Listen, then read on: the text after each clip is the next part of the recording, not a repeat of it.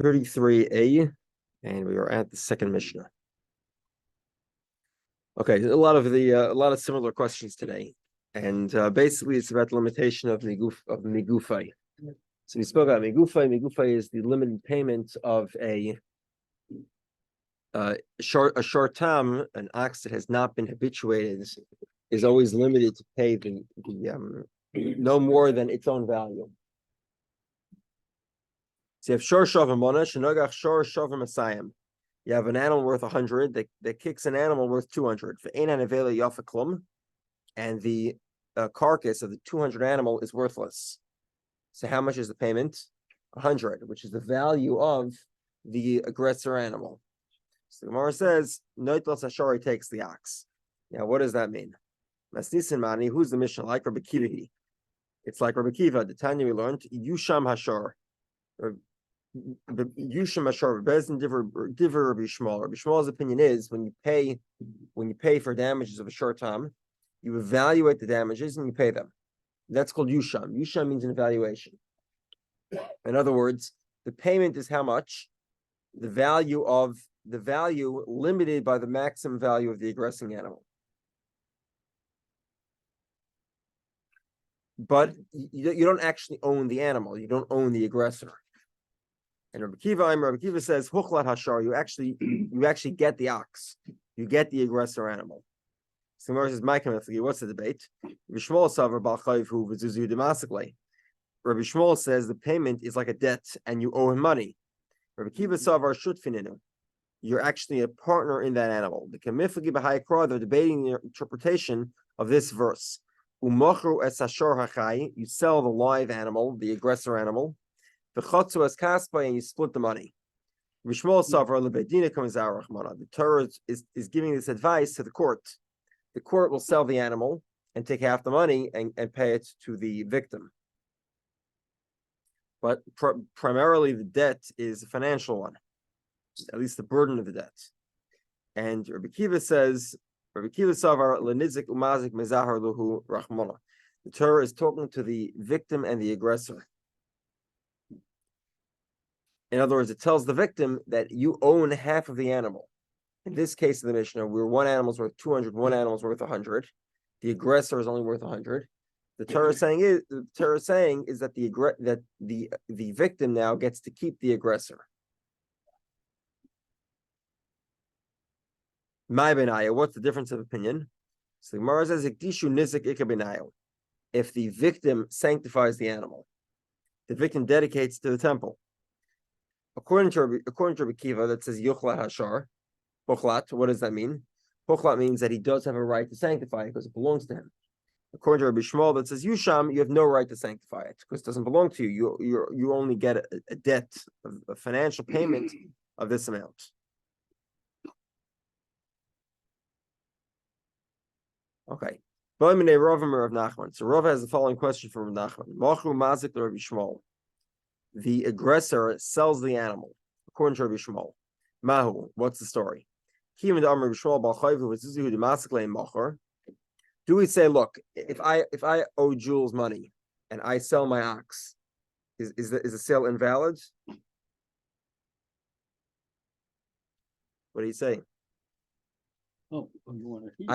I owe you money and I sell my ox. Is that a valid sale or not? What? Yes, yeah. Yeah, of course it is. So if it's financial, so then it should be a valid sale. Or do we say in Lama Gimel Beis now even the Mishavid Lenizik Lav Kol Kamine? Or do we say no? Even according to Rabbi Shmuel, it says Yusham Hashar, meaning the shar is evaluated. The primary payment of an ox is the value. However, ultimately speaking, the ox is indebted to the payment. And Lav Kol Kamine, he because the ox is specifically indebted to make the payment, he's not able to sell it. Amarlei, So it's not like property with a lien on it or something that stops it. Okay, so we'll get to it, but actually, it's precisely is that we're going to consider. So if you remember, we had a concept called an apaitiki. An apaitiki is a specific.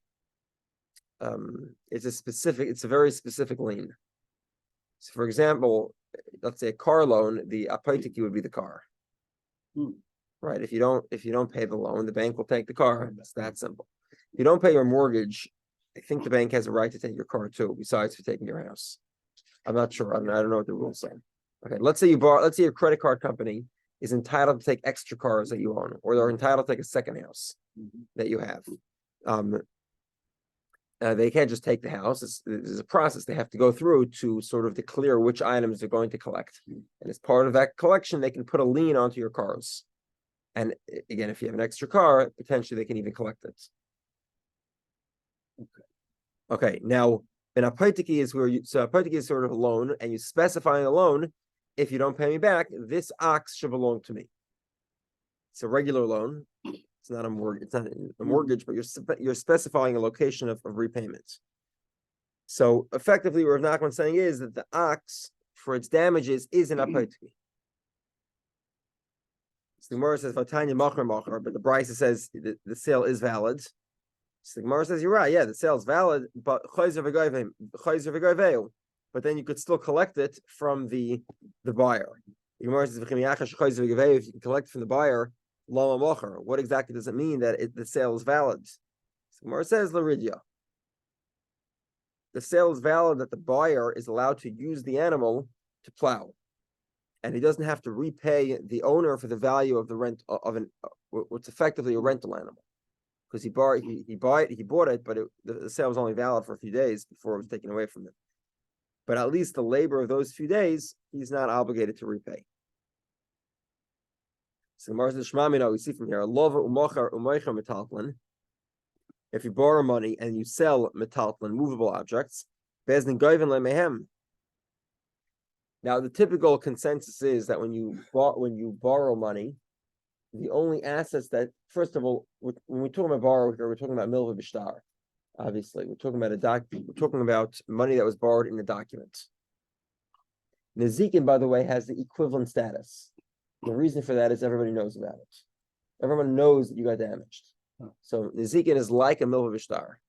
We'll get to it. I think we saw it in the past. It's what we call milva haksuva b'torah. It's a loan that's written down, but it's not written down in a document. It's written down in the Torah. If you damage, you have to pay. And typically speaking, we say that where do you collect from? Only real estate, real property, not movable objects. And now we're saying, one second, not only real estate, but also from movable objects, because you can collect from the ox, even if the ox was sold.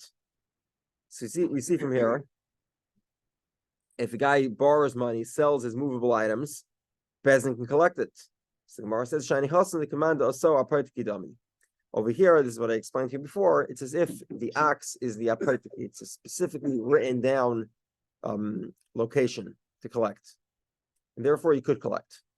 So the Gemara says, not so simple. Rava says, also abde apaitiki. If you make your slave an apaitiki, in other words, if I don't pay, you can collect my slave. And then he sold his slave. The collector, the creditor, can take away his slave from whoever bought it. However, if he made shuri apaitiki, he makes his ox into an apaitiki. He spends apaitiki. Apaitiki is a shorthand term for apaita heikai.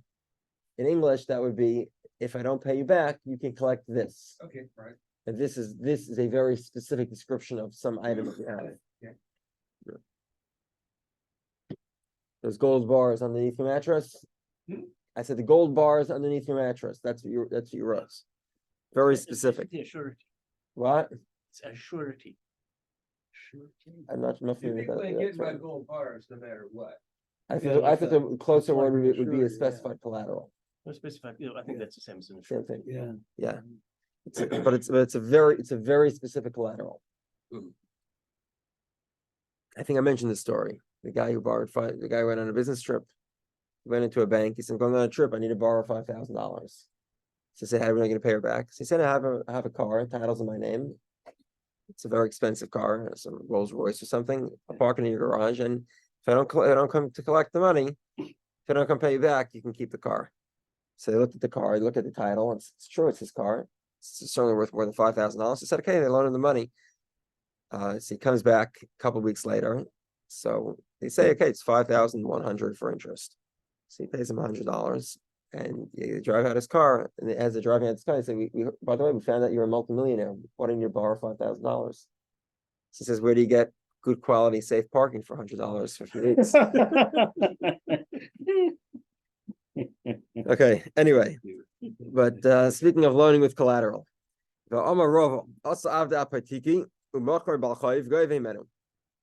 Rava says you make the slave an apaytiki, so you collect the slave could be collateral. But if you make your ox a collateral, you cannot collect even if the collateral was very specific. It was this table, and I sold, and the guy went ahead and sold the table. I can't collect the table. What does that tell me? You can only make real assets into collateral. You cannot collateralize movable items. Or should we say you could collateralize them, but you actually don't get the protections and the benefits of collateral. Okay. So if that's, we'll get to it in a moment.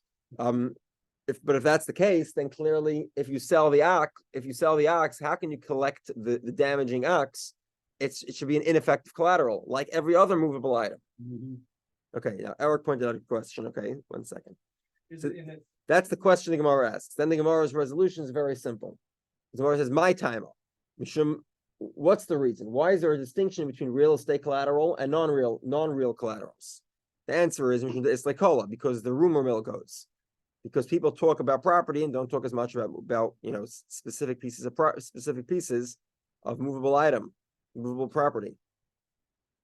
The Gemara says if that's the case, Hainami, this ox too, keeping a nogach kolisli, because this is a goring ox, everybody knows about it.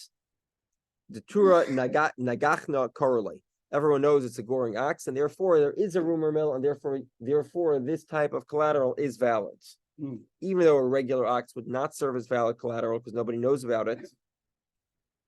But an ox like yours is known and therefore could serve as collateral.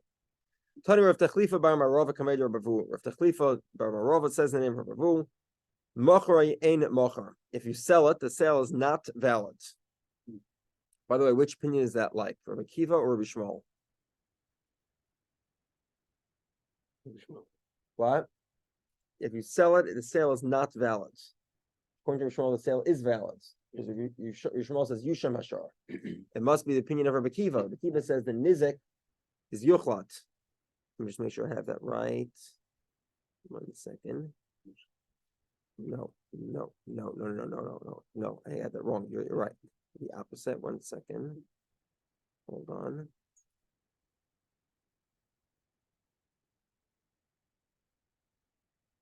Okay, I'll take it back.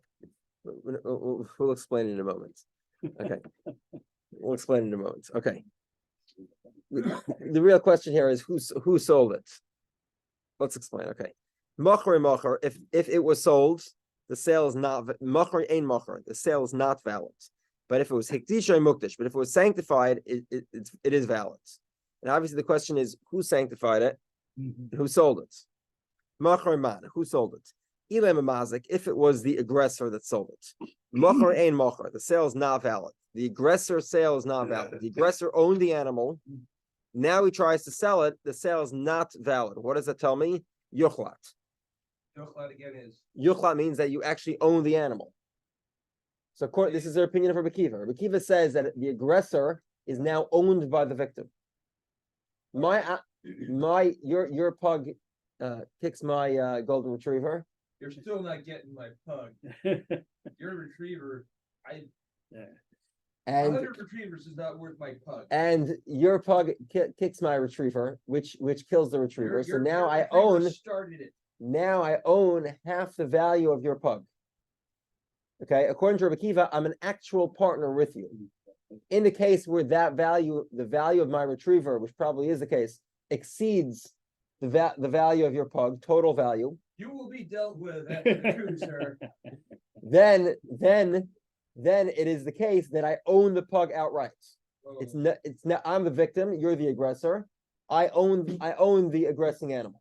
That's what my battery of pun launchers. Let me melt them. That is what Yuchlat means. Okay. Mani, so whose opinion? Who says Yuchlat? Rabbi Akiva, the Amr Hochlat Hashar. The ox is actually owned by the victim. The victim acquires a actual stake in the aggressing animal. and This where is that why the stake owner can't exceeds sell it. what And this is why the owner can't the sell it. aggressor. Well, the aggressor. This is why the aggressor can't sell. Yeah, I wouldn't use the word owner because the aggressor is no longer the owner. I see. That's the aggressor can't sell it. Okay, so that makes sense. Is it a About the joint what? ownership then? They can't- You and I So are so exactly if it. the if the What if are the you talking value about? of if the value of the the value of the damage exceeds 100% of the value of the aggressor, Mhm. in other words, that means migufa basically. So then therefore the maximum payment is 100% and you own 100%. The owner now is the victim, not the aggressor. Okay. Who sanctified it? Presumably the same person, which would be the damager, the aggressor. Hold on 1 second. The aggressor can't sell it, but he could sanctify it. That doesn't make any sense. If it doesn't belong to him because it's huchlat, he shouldn't be able to sanctify it either. Make sense? Yeah. Rabbi Shmuel, Amar Yusham Ashar. If you tell me he could sanctify it, that must be Rabbi Shmuel that says the shar is evaluated, but Bezdin in court. Okay, so then it must be we're not referring to the aggressor. Elenizik, we're referring to the victim. Mocher ain't a mocher. If the victim sells it, the sale is not valid. Why is the sale not valid? Because it doesn't belong to the victim. Why doesn't it belong to the victim? Because we're going with Rabbi Shmuel. Mani Rabbi Shmuel. We're going with Rabbi Shmuel that says it's a financial payment. You don't actually own the aggressing animal. Hektisha mukdish, but if the victim sanctifies the animal, then the sanctification is valid. 1 second, but he doesn't own it. So why is it valid? That's not Rabbi Kiva. That's going Rabbi Kiva. Gemara says you're right. Okay, so we're stuck basically. We don't. The whole statement doesn't seem to make sense. Okay, la'olam mazik. We're referring to the aggressor. The aggressor sold it or sanctified it. V'divra kol macher ene macher, and everyone agrees that the aggressor cannot sell it. Afil Rabbi Shmuel, even according to Rabbi Shmuel, the Mishav delay l'nizik. Because Rabbi Shmuel would agree that it is in debt. Even though Rabbi Shmuel says principally the payment is financial, but the animal serves as an apaitiki, and therefore you can't sell it. Because it's owed to the nizik, even though primarily it's a lien for financial payments. However, hektisha mukdash, the sanctification is valid. The Gemara says, and this would be true even according to Rabbi Kiva, afilu Rabbi Kiva. Okay, now let's clarify this for a moment. According to Rabbi Shmuel, the animal is indebted, right? There's a lien on the animal, but you can still sanctify this. And if you remember, we've said this a number of times. Hektish chametz v'shechur mafkin midei shibut. Whatever that means, but in brief, what that means is hektish mafkin midei shibut means if you own an animal, you own anything for that matter, and it's indebted, it has a lien, it has what we call a shibud, and you sanctify it, the shibud disappears. Oh. And the sanctification is valid. Hektish weights. There's only three exceptions. There's three things like hektish: chametz, and shecher. Chametz means, let's say I own your chametz, and Pesach comes along. Okay. So the general rule in these type of scenarios would be that I can't damage I can't create a spiritual prohibition on something that doesn't belong to me. Okay. And this is by and large a general rule. Chametz is an exception. Even if it what? Severity. Even though it's indebted or owed to somebody else, chametz will still prohibit it permanently. And the final one is shecher. I specify a slave as a collateral, and then I free the slave. Same thing. To have freedom penetrates the lien. Okay. What happens to the lien holder? So we'll get to this. We'll discuss the lien holder soon. Can the lien holder come? Does he have recourse back on me for damaging it? We'll get to it. I damaged his lien. We call this in the Gemara. We say mazik shibuda shel chaveroi. You damage your friend's lien, and we'll get to it in a moment. A few moments, whatever. It's coming up. Okay. However, according to Rabbi Kiva, okay. Now, hektisha mukdash, so the aggressor could sanctify it. Now, according to Rabbi Kiva, he can't sanctify it. He doesn't own it anymore. It's yuchlat. Huchlat hashar. The shar now belongs to the victim. So why could he sanctify it? So Gemara says, interestingly, in truth of the matter is he can sanctify it. But this is a unique exception. What's the exception? So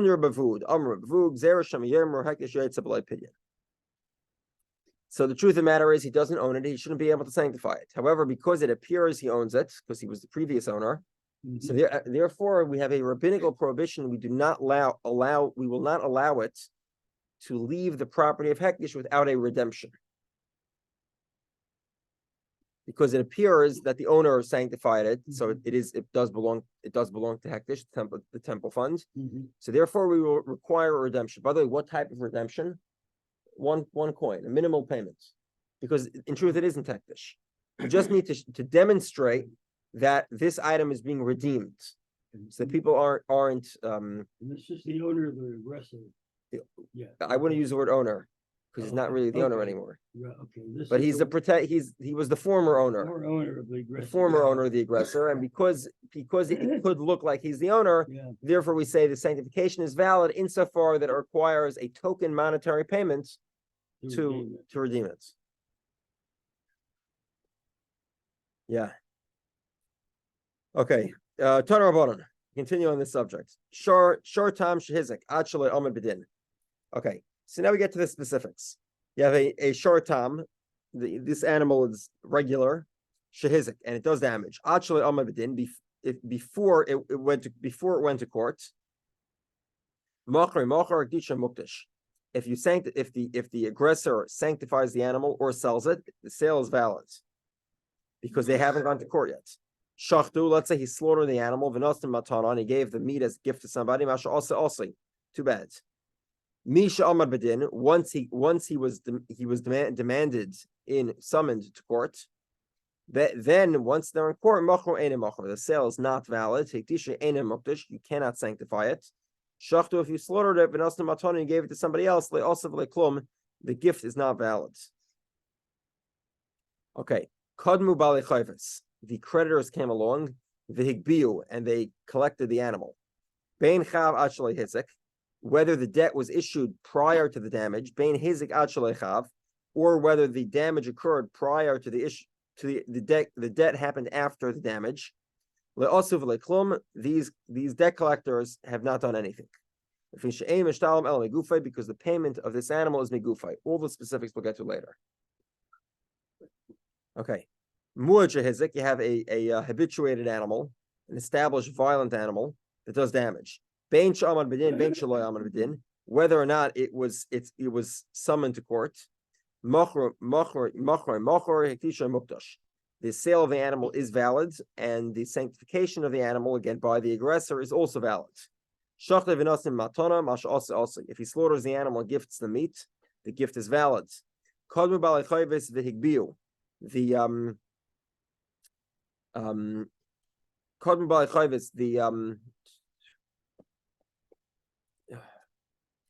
The creditors came along and collected the animal. Remember, this is a muad animal. Then it's fine. Whether or not the loan predated the damage or the damage predated the loan, what's done is done. The key idea here is that Shar HaMuad pays me'aliyah. What does me'aliyah mean? Aliyah means actual full damages. Yeah. It's completely non-related to the animal in question. In Shar Tam, we say migufay. What does migufay mean? Well, according to Rabbi Kiva, migufay means you actually own the aggressor animal. Me'aliyah is a complete financial payment. It has nothing to do with the animal. Okay. The animal is not a specified collateral, nor do I own it. Not according to Rabbi Kiva, not according to Rabbi Shmuel. Okay, just to clarify, Rabbi, I was trying to acknowledge I'm at least 2 steps behind, but we're talking about a situation here where the initial owner of the offending animal is able to present it as what you call hektish. Am I getting the scenario right? So a hektish is a sanctification. Hektish is to declare. declare. Is that what's happened here? It's one of a few options, yeah. Okay, well. But remember, there's two scenarios here. Not allowing the criminal or the liable party to get away with benefiting. Give me a moment. Let's first clarify the difference between tam and muad.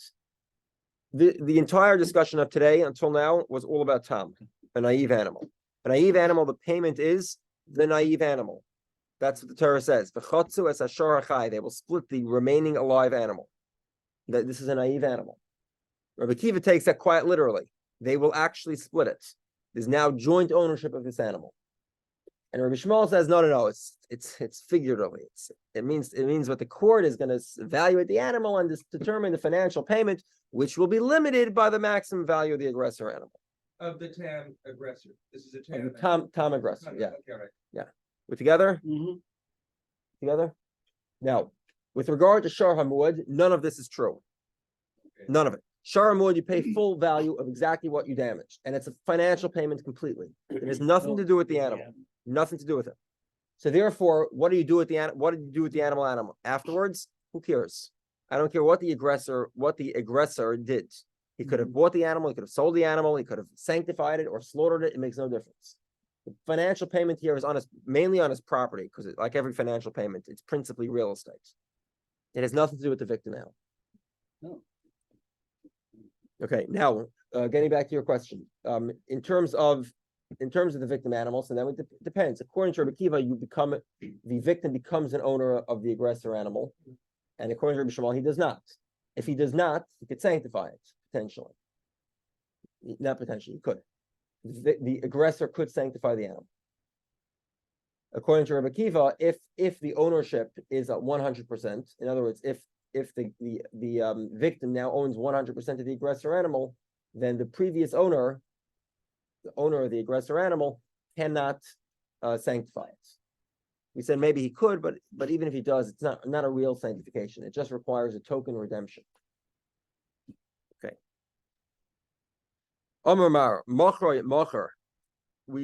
Okay, so in the first scenario, now we said you can sell it up until the moment that you get summoned to court. What does that mean? Liridia. That means that if the guy plows his field with it, then he doesn't have to repay the value of the rent ox, right? Mhm. And this would fit according to Rabbi Kiva. So in other words, you can sell it up until the time you're summoned to court, but that sale isn't really valid, right? It really doesn't depend. It can be both Rabbi Kiva and Rabbi Shmuel. The sale isn't really valid if it comes time to collect, because according to Rabbi Shmuel, it's a specified collateral. According to Rabbi Kiva, obviously you have no right to sell it. But before you went to court, the guy is entitled to use the animal until it's resolved in court.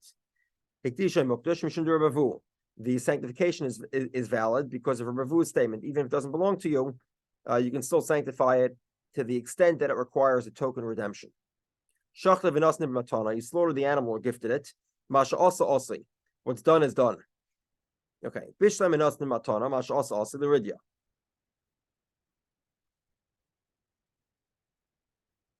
Okay. If you gifted a live animal and the guy used it to plow, that makes sense. So then you don't have to repay the value of the rented ox. Mhm. But if el shachtu leisiv l'shalom ibsari, the guy slaughters the animal, you're saying that tough luck. Well, the animal's gone now, and there's nothing you can do about it. Why? Why don't you take the meat? So Gemara says, the Tanya we learned, the animal that's alive, the remaining alive animal. And how do you know you can collect even if the alive animal is now dead? Some other reason. In other words, the goring animal is no longer alive. How do we know that you can collect from it? You sell the ox, any type of ox, whether it's alive or dead. Okay, so why can't you collect from the value of the meat? Rashi says you're right, you could. What the Bryce here is telling me that if the animal decreases in value after it was slaughtered, you lose that value. That value is gone.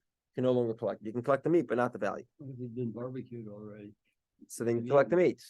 If it's been eaten, it's too late. Amar Ravuna Breder of Yeshua. Ravuna says the name of Yeshua. Zoysemeretz. Hamazik shibudish chaveroi potter. Somebody damages his friend's lien, he's exempt. Because what are we saying? Like exactly what you said. You just asked me what happens if they barbecue the meat and ate it. So what did I tell you? Too bad. Too bad. Well, what too bad? The guy, the aggressor, damaged his victim's claim. His victim's claim was the animal, and now he's wrecked it. Why doesn't he have to pay for that? It must be that if somebody damages a claim, he's exempt. So Gemara says, Pshita, well, yeah, exactly. That's exactly what's happening. So Gemara says, I would think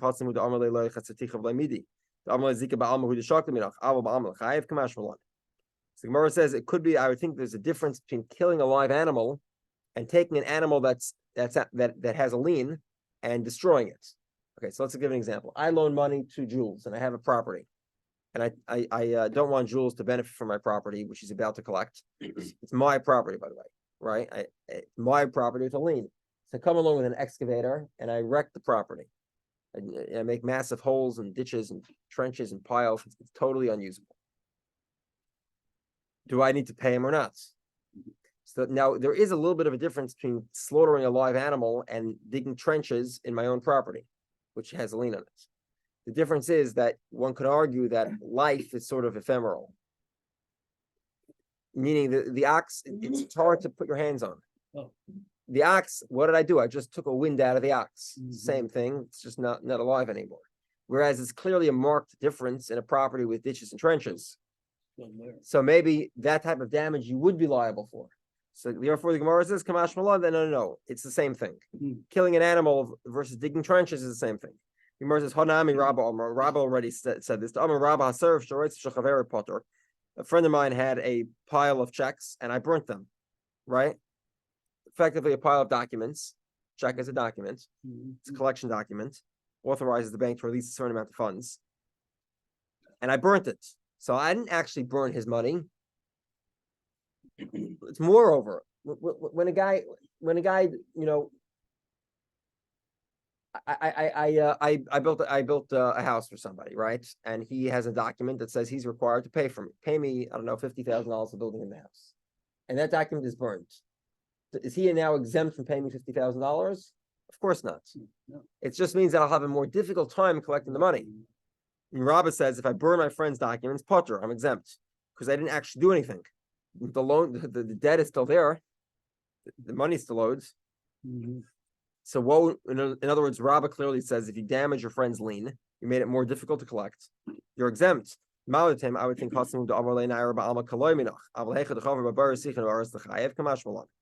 I would think there's still a difference between burning papers versus digging trenches. Burning papers, it's just the paper. The paper is only evidence to a debt. But by digging trenches, there's an actual damage. Kamash Malan, that's why the statement here of Rav Yehudah is telling me that if I damage a lien, I am exempt from paying.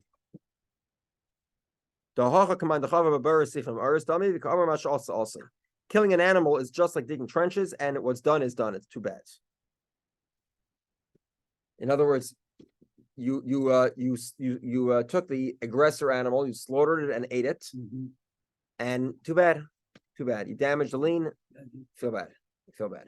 So this would be mainly according to Rabbi Shmuel, because Rabbi Shmuel holds that the aggressor still owns his animal, and the animal's only serving as a lien. And okay, well, I feel bad. You had a lien on my animal, but no, I enjoyed it. It was very tasty. Thank you very much, and have a great day. Everybody needs something. Okay. Let's continue. So we spoke about these creditors. The creditors came along and collected the animal. Whether the collection happened prior to, whether the debt was issued prior to the damage or after the damage, the collection is not valid. Because the payment of an animal must be megufay. Let's explain.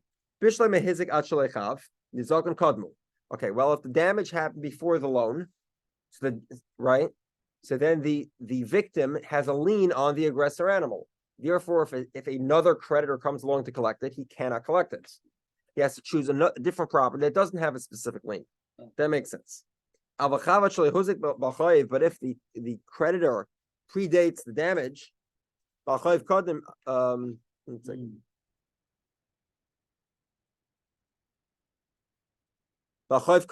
the creditor should come first because he predates the damage.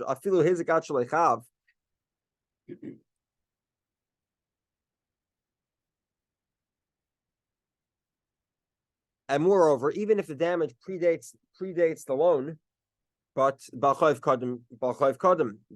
creditor should come first because the creditor has a right to take things for his loan. We see from here,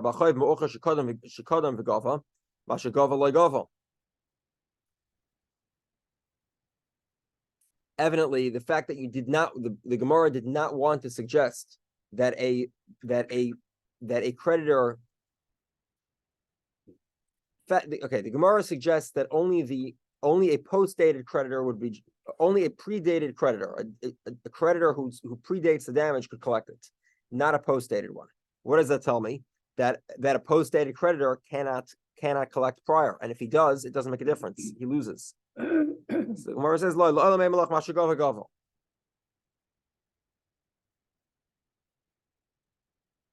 one second.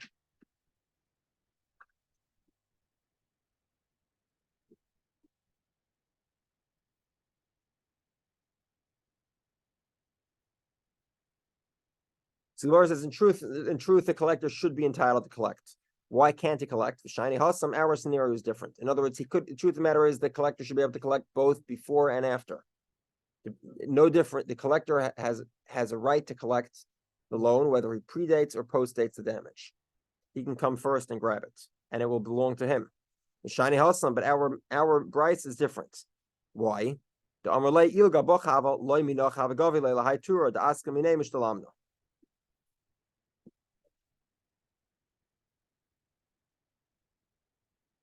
In other words, even if you were, because basically the victim tells the aggressor, even if you collect it first, this animal is ultimately speaking where my lien is. I don't care if you were pre or post dated, but I do have a lien on this specific animal, so I'm going to collect it, and that's why the collection of the creditor is meaningless, because the animal itself has a specific lien, and therefore the victim of the damage is entitled to take it away from the guy from the Balchai, the creditor. It's more power than over the creditor. Yeah, because it's a specific lien. Okay. Total Rabbanan. Shor Shavim Masayim, Shnogach Shor Shavim Masayim. You have an animal worth 200 that kicks another animal also worth 200. It decreased 50 zuz in damage. And then an interesting thing happened. The Shavach Va'omen al Arba Me'es, the victim animal, which has $50 worth of damage, is now worth 400, twice its original value. She'el Mole Heziku Ha'omen al Shmoyne Me'es. If no damage had occurred to it, it would be worth $800. So do you look at $50 worth of damage, or do you look at 400 worth of damage? Half of 400, which is 200. In English, if it's 200, maybe you'd get to keep the whole animal, the whole aggressor animal, which is worth 200. You pay the value at the time of the damage, which is 50. Kichesh, if the animal decreases in value, then you pay. Okay, we'll explain this. If the victim animal decreased in value, so it got gored, and obviously decreased 50 coins, and then it kept on decreasing in value until the time that it went to court. The law is to pay the decrease in value like the time it was in court. And the reason for this is because the decrease in value was related to the original kicking, the original goring. So the guy says it's as if you implanted a horn in my animal, which keeps on doing damage. In other words, your original damage is now degrading my animal over time. That's what you have to pay at the time of the court case. Okay. Shvach mazik. If the aggressor animal increased in value, noticing like a shasanezik, you pay the value at the time of the damage. In other words, you don't say that the quote unquote migufa value increases. Wait, I'll stop here. I'm going to take a thing from here tomorrow.